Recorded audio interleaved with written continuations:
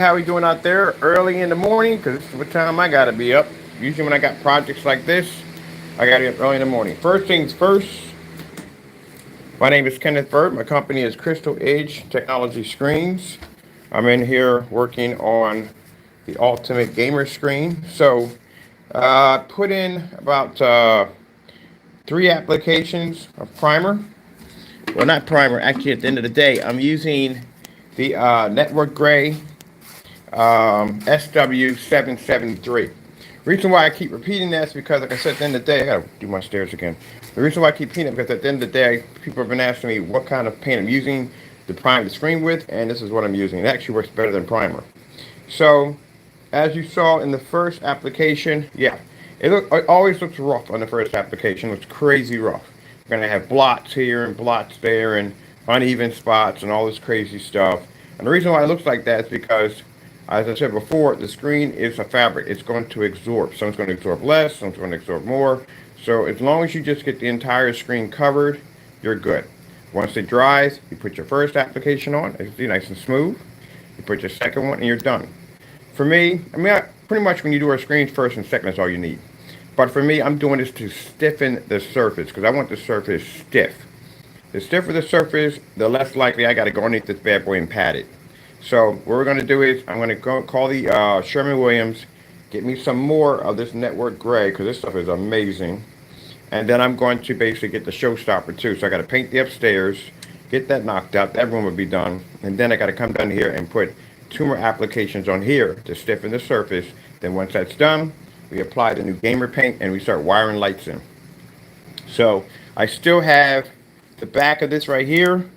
This has to be covered, so I have to put some kind of material behind the back of that because I'm going to have to, this separates. That's what I like about this. I can actually take this off if I wanted to. So I take this off, take this in the back. I got to get my paint sprayer.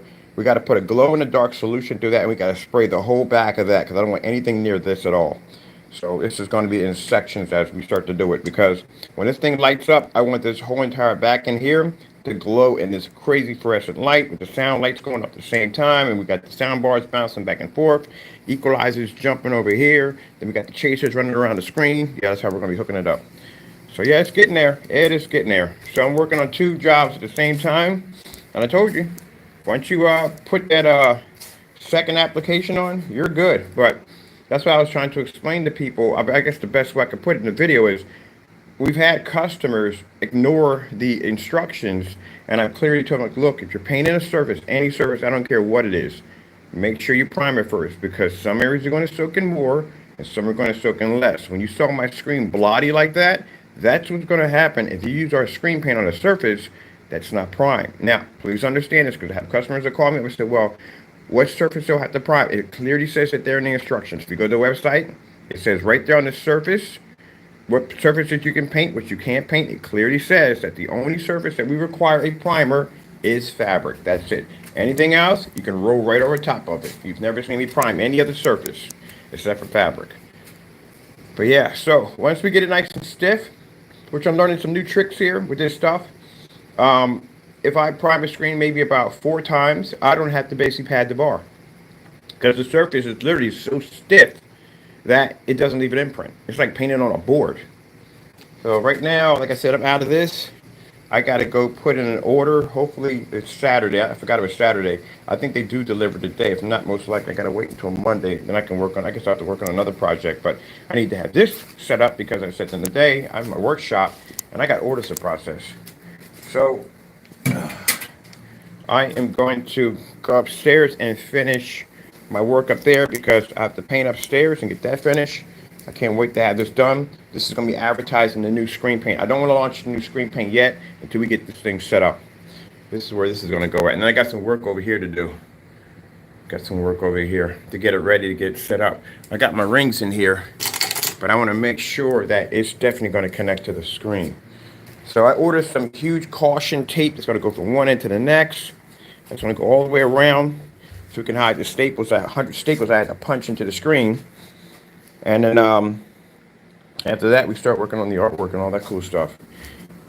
Now, just in case if I can't stiffen the screen to a point where I don't want to have to pad the screen. I'm definitely not padding this thing. It's too much work. There's a rail here, rail here. We got a rail over there, rail over there. So what we can do is another trick on basically, if you don't want to pad the bar, you take a paint sprayer to it. So what you do is when you roll the screen in, right? All right. Now say you got a screen that's stationary. It's sitting up there. It's on the wall. You can't move it. You basically go in and you basically roll the screen in. You're going to have your bars going to show here. And what you do, you take your paint sprayer and you just do a dusting and you blend it in. You won't even see it. We do it all the time. This is the tricks we can teach you on how to do things easier and faster. But we got a couple more coats to go and we're done. I told you, I like that network gray. That network gray goes on smooth. Man, it's an amazing primer. They literally just stop selling it what it is and make it a primer at the end of the day because that stuff is good.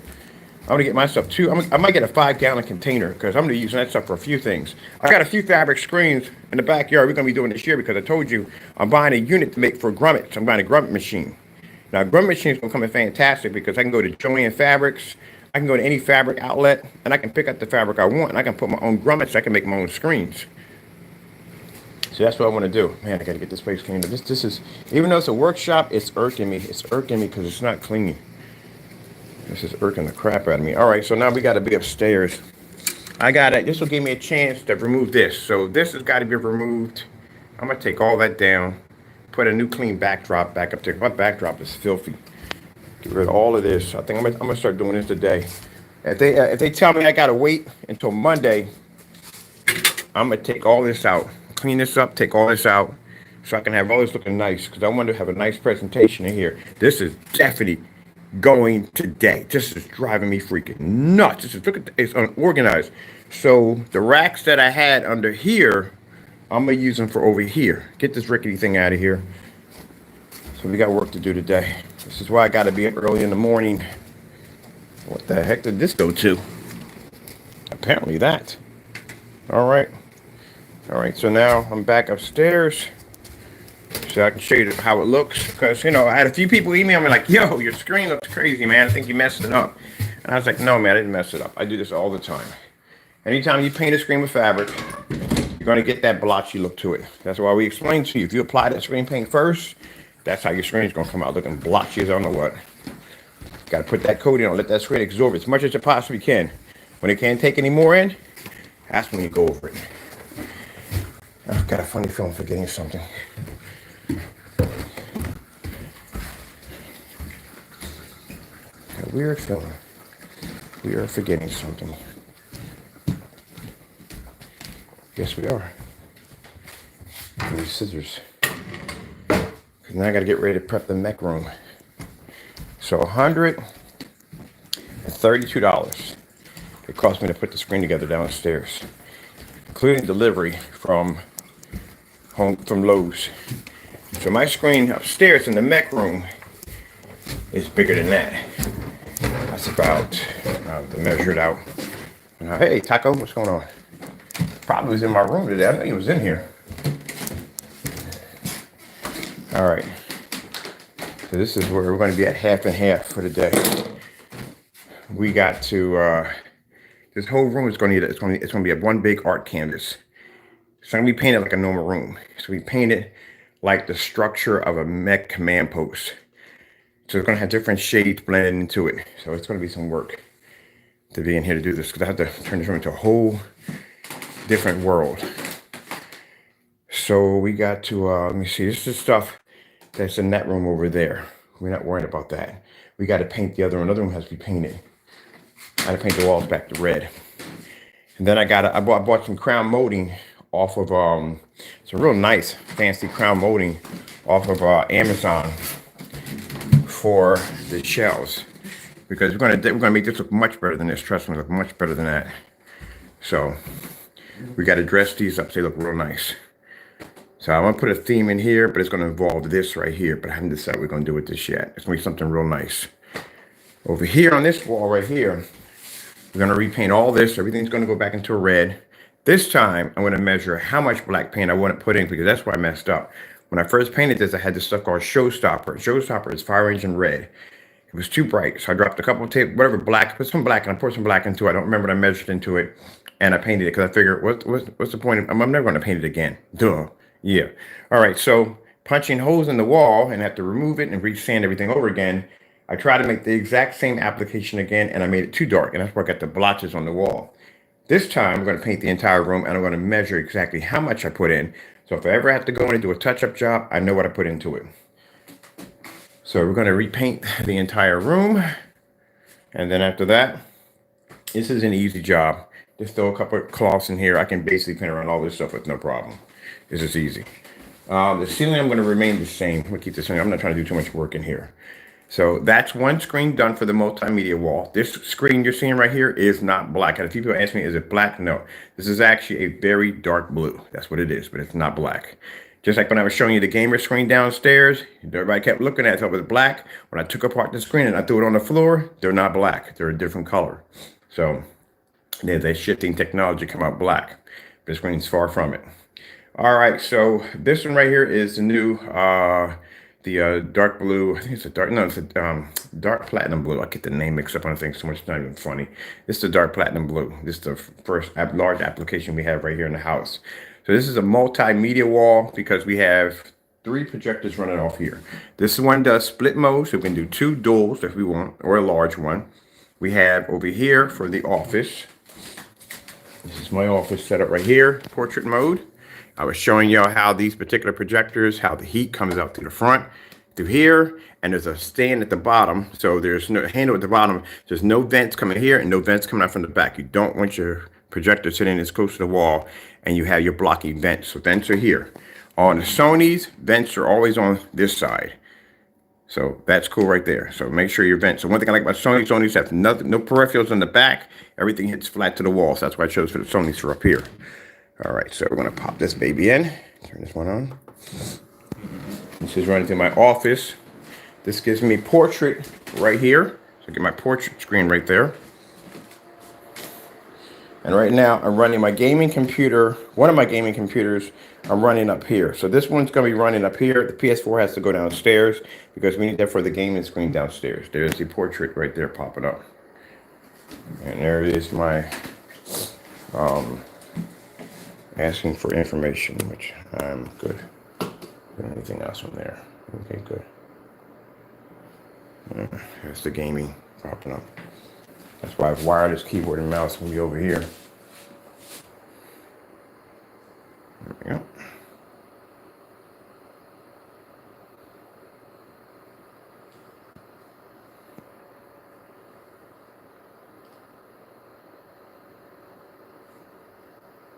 I'm gonna order and pause. Reset this video. All right. Now I wanted to put 235 point down here at the bottom, but it'd be too much because I got everything clear from down here. Right? This is gonna be wire management glue. I check out a lot of work to do in here. I was gonna put a projector here for down here. I'm thinking, nah, it's just too much because that's the whole purpose of me putting them up there. Something that won't be in the way. So what we're going to do is we're going to get one of those mini little projectors.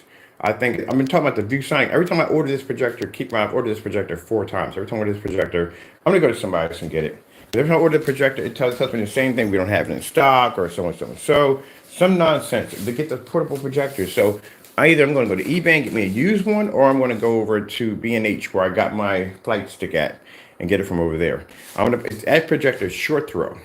I'm gonna put it on a nice little stand. I can have it right up here in the front if I want to do some displays off that.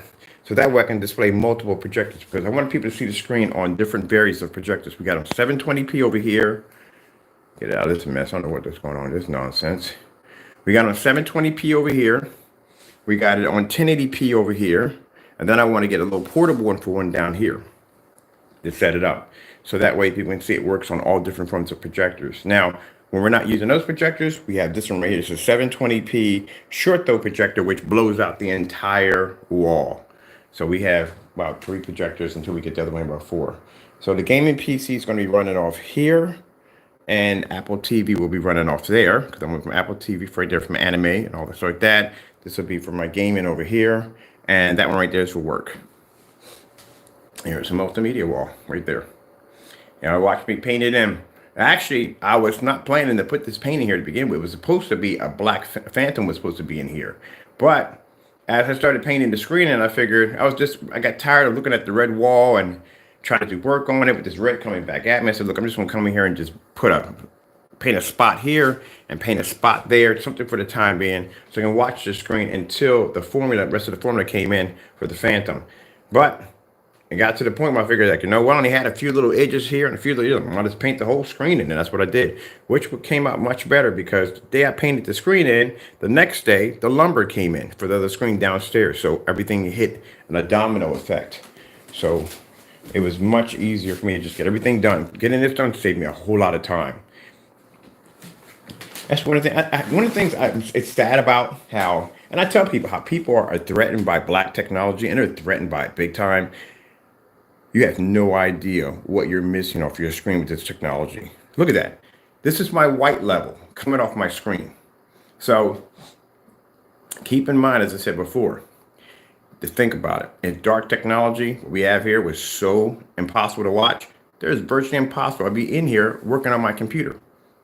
It'd be impossible because I wouldn't be to see. You would need the white levels to pop up high enough so you can read the text.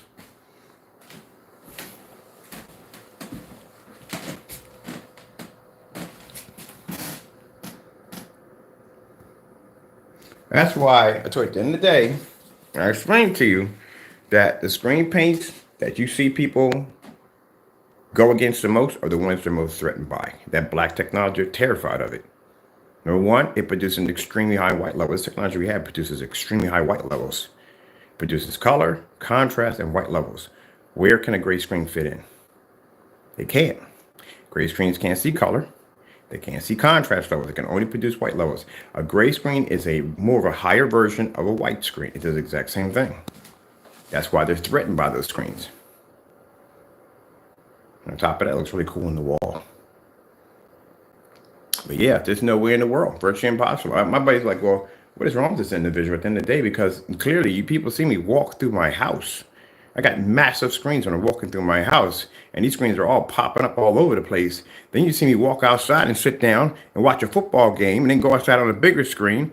So if it's possible that our technology came up that dark, how am I walking through my house like this?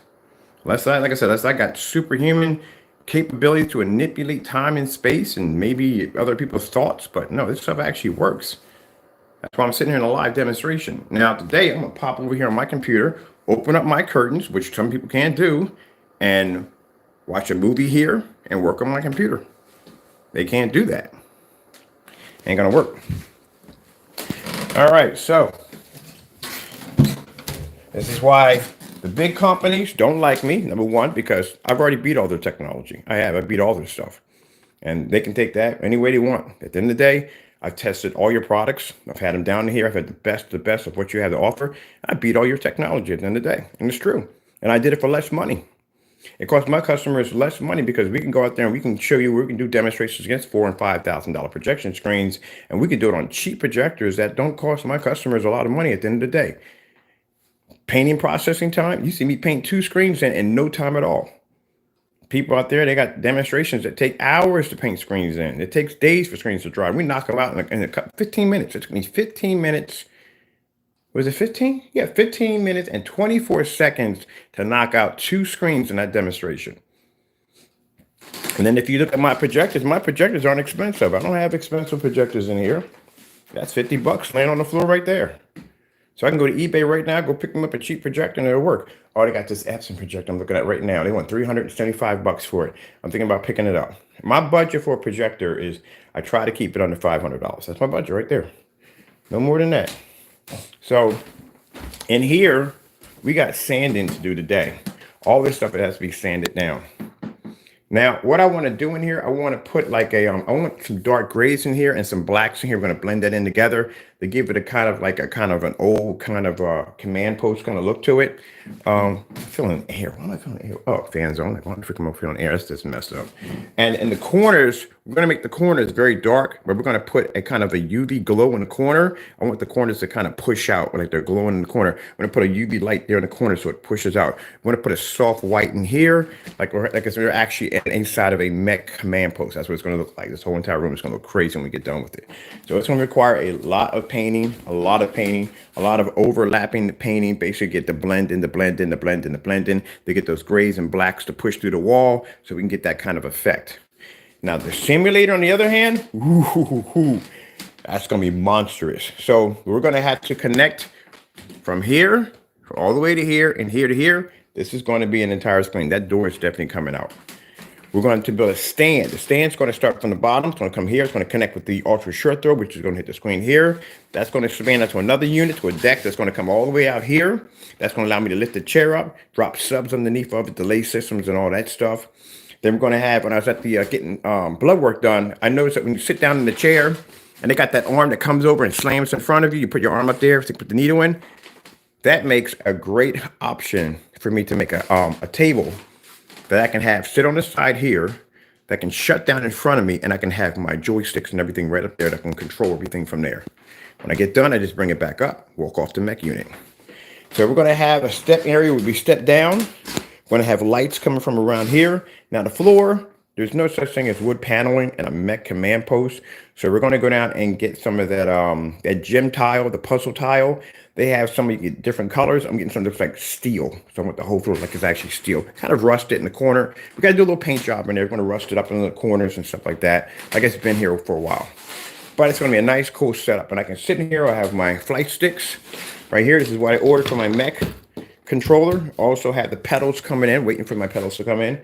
And we can use this for flight simulating. We can use this for driving, stuff like that. So that's going to be cool. I got to change all this out. All this has got to be redone. But for right now, this is all the stuff that belongs in there. No more monitor. I'm so happy because that monitor was giving me headaches every day. That's what I've replaced. That's my 80-inch in there. That used to be my monitor for my PC for work. And it felt kind of weird, you know what I mean? Because I don't really like to be on well, we got to strip those lights out too. I thought we got to come in here. We got to strip all this down. But if I'm advertising about how our technology can replace the TV, the fact that I'm on a monitor feels bad at the end of the day. And there's my new screen operated. So I went from that monitor in there to this. All right, so there isn't much more I can tell you about what's going on. Got 3 screen paints coming out next week. Working on the gamer screen. We're going to be diving back into the theater room downstairs with the ceiling and that screen because I want to turn it into a 1920s or 1930s vintage movie theater. We got the Bounty Vice kitchen we're working on, so I'm going to work on that right there. I'm actually taking out the screen out of the kitchen because I don't like it. I'm going to put another one in. Instead, I might build that one and put that one in. I might do plexiglass on that one. Let me see. Oh, I got the unicorn screen to build too. All right, well, that's basically about it for right now. I got to get to cracking because right now I got to get to getting this mess, this wire nightmare cleaned up, but I can't get this done until we paint the room.